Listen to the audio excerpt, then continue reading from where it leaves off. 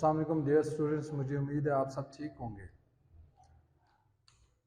Chapter number 1 cell structure और function आज का जो हमारा टॉपिक है जिसको हम डिस्कस करेंगे, टॉपिक का नाम है प्लास्टिड्स।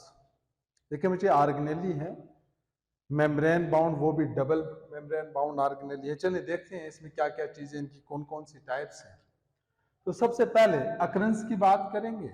अकरेंस से क्या मुराद है कि ये किन ऑर्गेनिज्म में पाई जाती है। देखिए बच्चे, ये दो किस्म के सेल में पाई जाती है, एक प्लांट सेल में और दूसरा एल्गी में पाई जाती है। ठीक है, अब इनकी अहमियत क्या है, इंपॉर्टेंस क्या है, या इनका रोल क्या है। देखिए बच्चे, इनके 3 मेन रोल हैं, डिपेंड करता है टाइप कौन सी है। कि एक तो ये फोटोसिंथेसिस के लिए जरूरी होते हैं, दूसरा फूड स्टोरेज के लिए जरूरी होते हैं, और तीसरा पोलिनेशन के लिए होते हैं। फोटोसिंथेसिस किसे कहते हैं कि लाइट की मौजूदगी में कार्बन डाइऑक्साइड को रिड्यूस करके उससे ग्लूकोज का बनना, इसको आप क्या कहते हैं, फोटोसिंथेसिस कहते हैं। या सिंपल आप कह लें सिंथेसिस ऑफ कार्बोहाइड्रेट या glucose in the presence of sunlight is called as photosynthesis. Food storage, food को स्टोर करने के लिए इस्तेमाल किया जाता है। और पोलिनेशन किसे कहते हैं, पोलिनेशन आपने पढ़ा होगा कि transfer of pollen grains from anther to stigma of flower. अब ये पोलन ग्रेन्स क्या होते हैं बच्चे, ये वो स्ट्रक्चर होते हैं जिनके अंदर मेल गैमीट्स यानी स्पर्म मौजूद होते हैं। और एंथर क्या है, ये मेल पार्ट है जिनके अंदर इन पोलन ग्रेन्स ने बनना होता है। और स्टिग्मा क्या है, फीमेल पार्ट है फ्लावर का। तो एंथर से यानी मेल रिप्रोडक्टिव पार्ट से फीमेल रिप्रोडक्टिव पार्ट तक पोलन ग्रेन्स का जाना, इस प्रोसेस को आप क्या कहते हैं, पोलिनेशन। आगे हम देखेंगे कि पोलिनेशन में इनका कैसे रोल बनता है। देखिए बच्चे, क्लासिफिकेशन ऑफ प्लास्टिड्स। आगे हम जो प्लास्टिड है इसकी डिफरेंट टाइप्स हैं। देखिए बच्चे, जब भी किसी चीज को क्लासिफाई किया जाता है उसके लिए बुनियाद का होना जरूरी है। तो हम किस बुनियाद पे प्लास्टिड्स को क्लासिफाई करते हैं कि उनके अंदर पिगमेंट मौजूद है कि नहीं है, और कौन सी टाइप है पिगमेंट। अब पिगमेंट क्या होता है, पिगमेंट हम डिफाइन करते हैं कि substances that absorb light,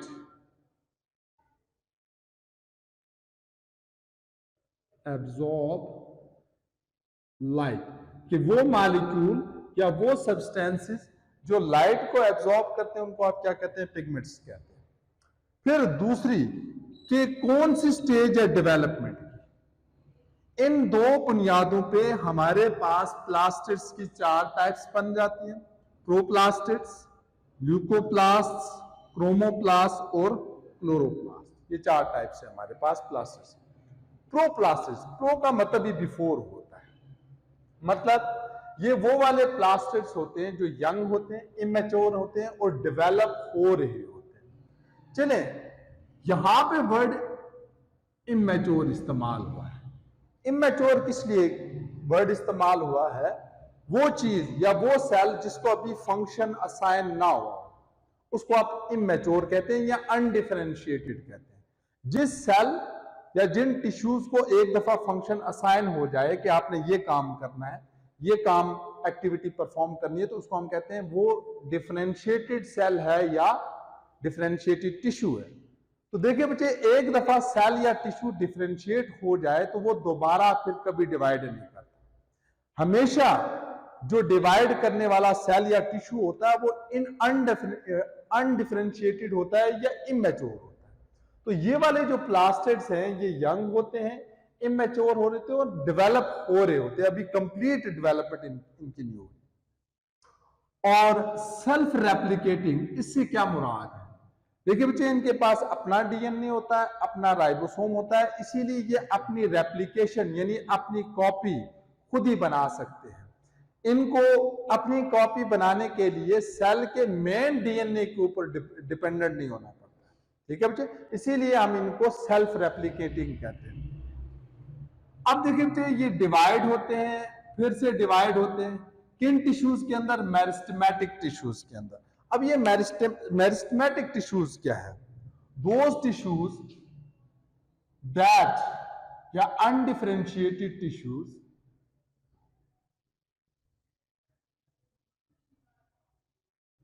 tissues that retain the potential to divide.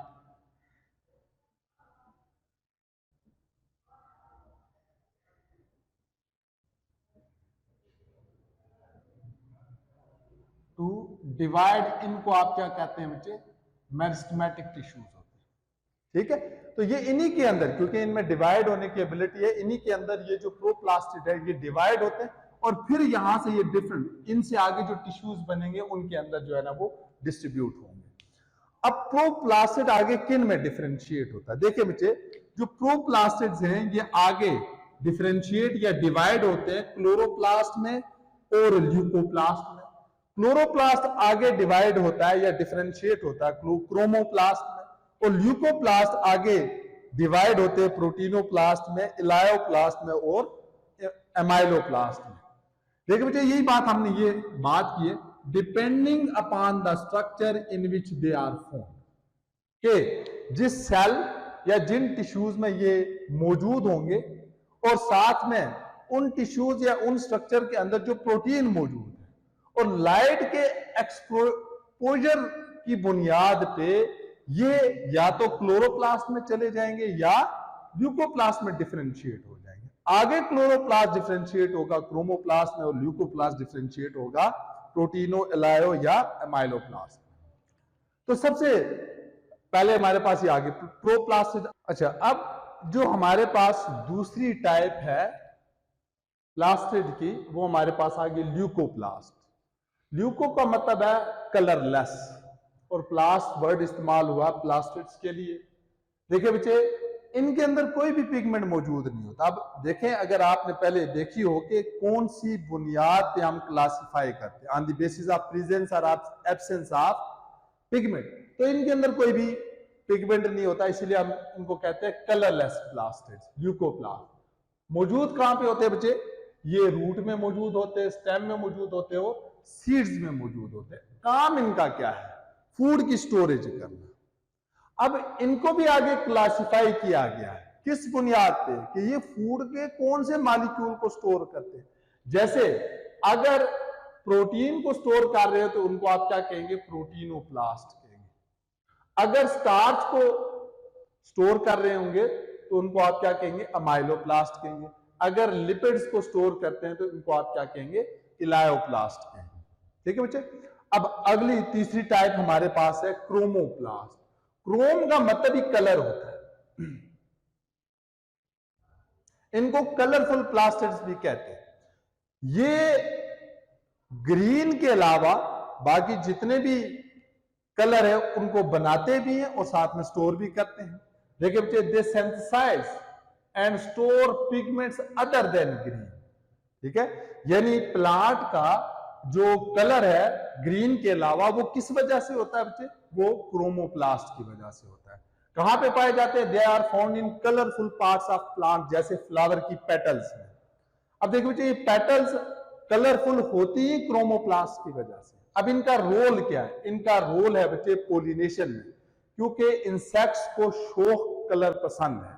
ठीक है, इंसेक्ट्स इसीलिए फ्लावर की तरफ अट्रैक्ट होते हैं नेक्टर की कलेक्शन के लिए। जब वो उनके ऊपर बैठते हैं, पोलन ग्रेन उनकी विंग्स के साथ अटैच होते हैं, वो जब दूसरे फ्लावर के ऊपर बैठते हैं तो वहां पे वो इन पोलन ग्रेन्स को ट्रांसफर करते हैं, और इस प्रोसेस को हमने कहा था पोलिनेशन। तो इनका रोल क्या? They attract the insects for pollination.